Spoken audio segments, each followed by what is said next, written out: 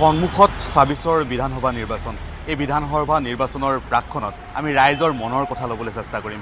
ৰাইজে কি ভাবে আচলতে বিগত ৫টা বছৰ বা বিগত 10টা বছৰ শাসকীয় দলটোৱে কিদৰে উন্নয়ন কৰিলে বা এই যি 10 বছৰৰ যি পৰিক্ৰমা এটা দলৰ সেই দলটোৱে কেনেধৰণৰ উন্নয়ন কৰিলে, উন্নয়নৰ কথা কোৱা হৈছে বা আগন্তুক ২৬ৰ যি নিৰ্বাচন সেই নিৰ্বাচনত এইসমূহ উন্নয়ন বা যি উন্নয়নৰ কথা কোৱা হৈছে কিদৰে প্ৰভাৱ পেলাব। আমি পুৱাই ওলাই আহিছোঁ সেইবাবে জনতাৰ মত ল'বলৈ। পুৱাই ওলাই আহিছোঁ যিহেতু পুৱাই বিভিন্ন কাৰণত, পেছাগত কাৰণতে হওক, কোনোবাই পথভ্ৰমণৰ বাবেই হওক ৰাজপথলৈ ওলাই আহে আৰু তাৰ পাছতে আহে চাহৰ হয়তো কিছু আড্ডা। আমি গুৱাহাটীৰ মহানগৰী গণেশগুৰিত আছোঁ। গণেশগুৰিৰ এখন চাহৰ বিপণীৰ সন্মুখত আছোঁ। বহুজন এনেদৰে চাহ খাবলৈ বা বিভিন্ন কাৰণত, কোনোবাই পেছাগত কাৰণত, কোনোবাই পথভ্ৰমণৰ বাবে এনেদৰে ওলাই আহে পুৱাই, আৰু সেইসকল মানুহৰ সৈতে আমি কথা পাতিবলৈ বিচাৰিম। এগৰাকী ব্যক্তিক দেখিছোঁ চাহ খাই আছে, আমি তেখেতৰ সৈতে কথা পাতিম। দাদা, আপুনি চাহ খাই আছে, মাজতে অকণমান ডিষ্টাৰ্ব বেয়া নাপাব। যিহেতু এটা বিষয় লৈ পিনে আচলতে আমি এনেদৰে ৰাজপথলৈ আহিছোঁ। সন্মুখত ২৬ৰ বিধানসভা নিৰ্বাচন। চৰকাৰখনে বহু কৰিলে, বহু নকৰিলে বা বিৰোধীও বহু ধৰণৰ কথা কৈ আছে।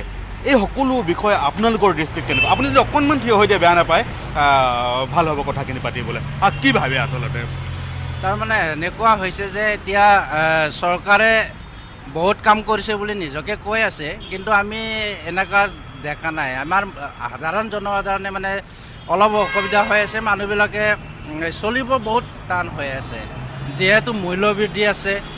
মানুহৰ এতিয়া মানে কাম নোহোৱা হৈ গৈছে অসমত।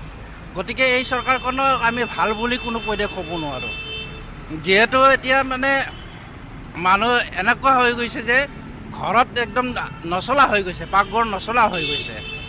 এতিয়া চৰকাৰে এনেকুৱা এটা বুদ্ধি কৰিছে যে তেখেতসকলে নিজে মানে এই চৰকাৰখনে গোটেই বছৰখিনি গোটেই পৰিকল্পনা ইহঁতে কৰি আছে যে চাৰা জীৱন ইহঁতে ৰাজত্ব কৰিব বিচাৰি আছে।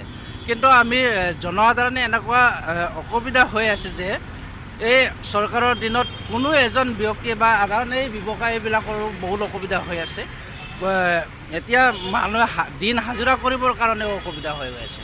এতিয়া হাজিৰা কৰা মানুহে ৰাতিটোত কেনেকৈ চলিব এইটো চিন্তা কৰি চাগে। কিন্তু উন্নয়নৰ হোৱাৰ কথা কৈছে, দলং নিৰ্মাণ কৰা হৈছে, ৰাস্তা পথ নিৰ্মাণ কৰিছে, এনেধৰণৰ বহু কথা তেওঁলোকে বিভিন্ন সময়ত কয়। এইবাৰ নিৰ্বাচনত এইবিলাক কথাই প্ৰভাৱ পৰিব বুলি ভাবেনে? এইবিলাক কথাই কোনো প্ৰভাৱ নকৰে, যিহেতু উন্নয়ন হৈছে। কোনটো উন্নয়ন হৈছে? এই অভাৰ ব্ৰিজ কেইটামান বনাইছে। এই অভাৰ ব্ৰিজ বনোৱাৰ কাৰণে আমাৰ গুৱাহাটীৰ মানুহবিলাকেতো আৰু বেছি অসুবিধা হৈছে। এতিয়া যিটো সৰু সুৰা বিজনেছবিলাক, এই য'ত আমি ৰাস্তাত ফুটপাথত বিজনেছ কৰি আছিলে, কোনোবাই চাহ দোকান কিবা কিবি দি আছিলে, কিন্তু এই অভাৰ ব্ৰিজখন বনাই কিনে এই মানুহবিলাকৰ এতিয়া বহুত অসুবিধা হৈ আছে।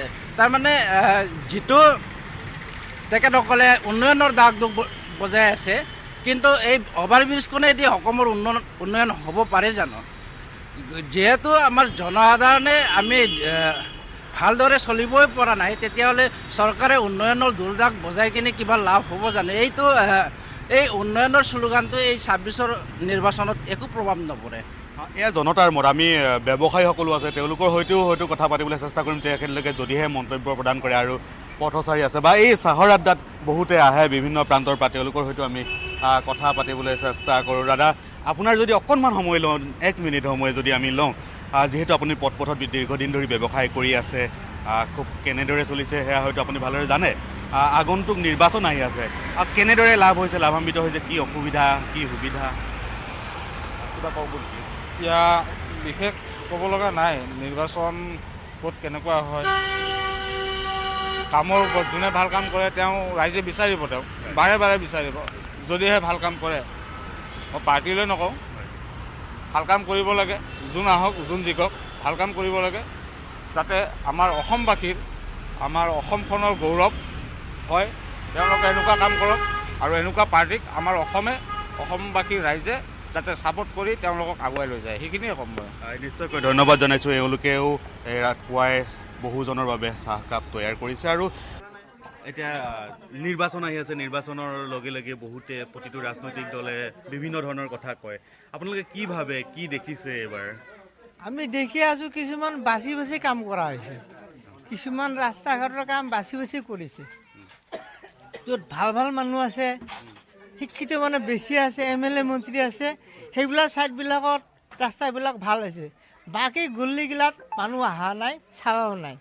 এইবাৰ কোন চৰকাৰ গঠন হ'ব যেন লাগিছে বা এতিয়া কোন কোন চৰকাৰে ভাল কাম কৰি আছে এতিয়া বুলি যে ভাবে? দেখা চৰকাৰটো এতিয়া হিমতে যিখিনি কাম কৰি আছে, কাম বেয়া কৰা নাই, কিন্তু বেয়াও কৰা নাই, আৰু কিছুমান ভাল কৰিছে, কিছুমান বেয়া কৰিছে। সমস্যা বুলি ক'লে মেইনলি পানীৰ সমস্যা থাকে। পানীৰ সমস্যাটোতো আছেই। পানীটো আজি ইমান দিন বছৰৰ পৰা কৈ আছে পানী দিব দিব দিব দিব, আজিলৈকে পানীৰ কোনো খবৰেই নাই। পানীটো এটা হাহাকাৰ আছে, খালি ইয়াত বুলি নহয়, অল জেগাতে আছে এনেকুৱা এটা হাহাকাৰ পানীৰ।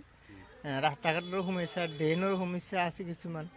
খালি মেইন যে ট্ৰেইলত কাম কৰিলেতো নহয় না, চবফালে কাম কৰিব লাগে। কিছুমান গলি আমিও চাইছোঁ, কিন্তু কিছুমান গলিৰ কামত মানুহ যাৱাই নাই, তাৰমানে এনেকুৱা সমস্যা। কি বিচাৰে এতিয়া আপোনালোকে? এতিয়া এইবাৰ যিটো দেখা গৈছে, এতিয়া চৰকাৰ কি হয় এতিয়া মইতো ক'ব নোৱাৰোঁ, এইটো পাব্লিকৰ ওপৰত কথা। ৰাইজে কি আৰু বিচাৰে মানুহক এতিয়া? যিটো এটা নিৰ্যাতন দিছে, ভাঙা চিঙা অত্যাচাৰ, এতিয়া ৰাইজে এতিয়া যি কৰে আৰু তাৰ ওপৰত নিৰ্ভৰ, মোৰতো ব্যক্তিগত কথা নহয়।